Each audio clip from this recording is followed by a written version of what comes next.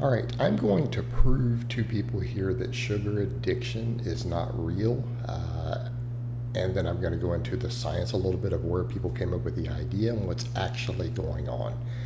Because it's very much a misconception, and the science, even in humans, does not support it.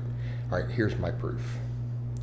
Take anyone who has a sugar addiction, if you personally think that you have a sugar addiction, I want you to take a bowl of pure table sugar, like go buy a big 1 pound bag of like imperial table sugar. I want you to put it in a bowl with a spoon in it, and I want you to keep it on your countertop, put one on your work desk, your relaxation area, maybe even your desk at work. Okay? Keep those bowls around. And anytime you're craving sugar, I want you to grab that spoon and just start eating that dry sugar. You can wash it down with water and eat it. Okay?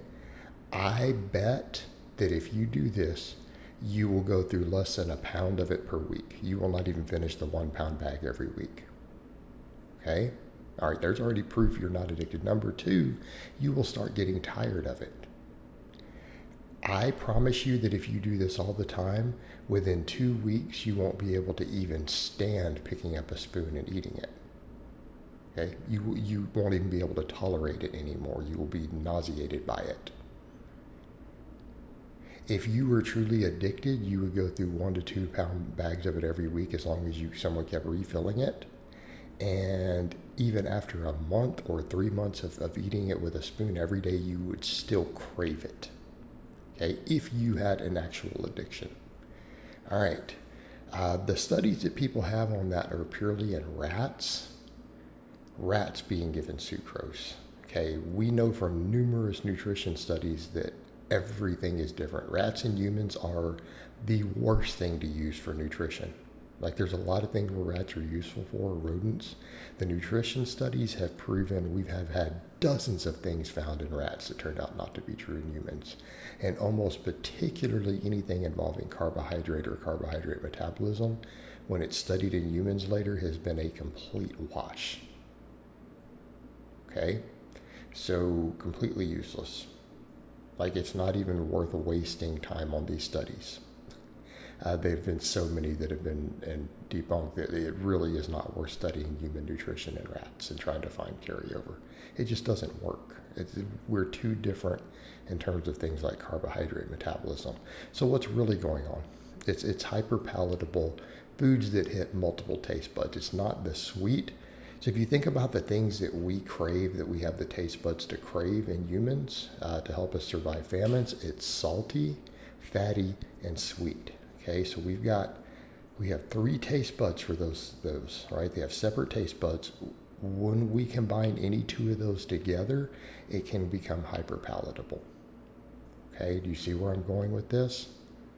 Nobody's craving sugar. They're craving high fat foods that have been sweetened. Okay, they've had either an artificial sweetener or a refined sugar added to a high fat food. Every single one of these foods that you're craving actually the really fatty foods. Perfect example, I'll name some. Cookies. Okay, high fat food. Fat, anything that the fat is over 30% of the calories is high fat. You go to most cookies, cakes, almost always 50% fat, if not more. You go start counting the calories up. Look at the calorie count. They're extremely high fat foods, cookies and cake right there. Most ice creams, other than specifically low fat ice creams, most ice creams 40 to 50% fat. High fat foods that have had sugar added. That's all your sweets and treats and desserts. They're almost always high fat, unless you intentionally get the lower calorie ones. And here's the thing, if you do get the low fat or fat free ones, even if you overeat them, you gain less body fat from it. So even if it becomes an issue, people are like, well, I'm craving this, I guess what's making me fat. Yeah, but you're gonna get less fat if in terms of body fat gain and weight gain, you're gonna get less if they replace some of the fat with sugar. You're not sugar addicted.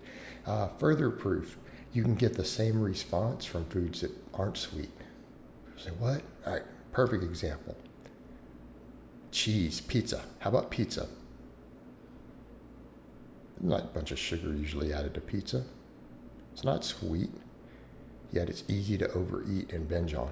And it's one of the biggest binge foods that exists, pizza. Why? It's salty and it's fatty. Bacon, salty, fatty.